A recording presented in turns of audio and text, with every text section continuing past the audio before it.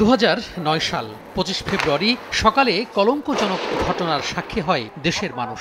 বিদ্রোহের নামে হত্যা করা হয় 57 জন সেনা কর্মকর্তাকে।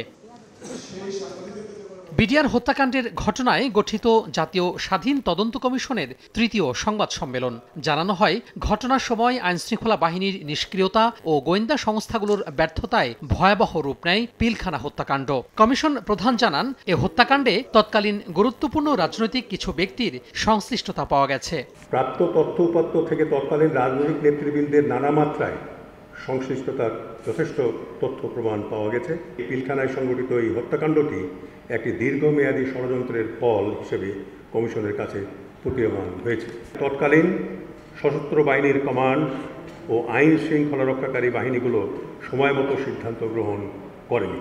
অপরাধ সংগঠনের সময় তারা নিষ্ক্রিয় অবস্থায় ছিল। তৎকালীন গোয়েন্দা সংস্থাগুলো দায়িত্ব পালনে চরম অবহেলা ও ব্যর্থতার পরিচয় দিয়েছে বলে এ পর্যন্ত প্রাপ্ত তথ্যে প্রতীয়মান। এসএমসি ওটসালাই এলো আরো উন্নত নতুন প্যাকে, জীবন বাঁচায়, জীবনকে এগিয়ে নিয়ে যায়।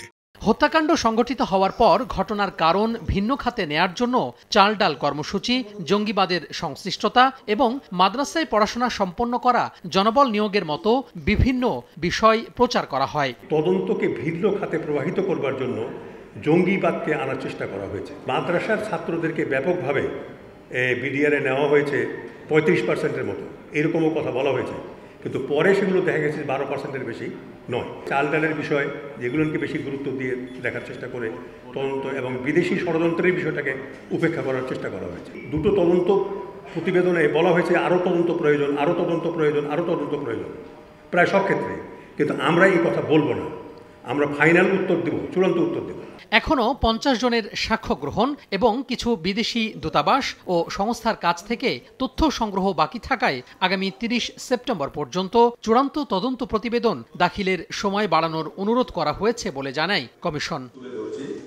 তোহা খান তামিম, সময় সংবাদ, ঢাকা।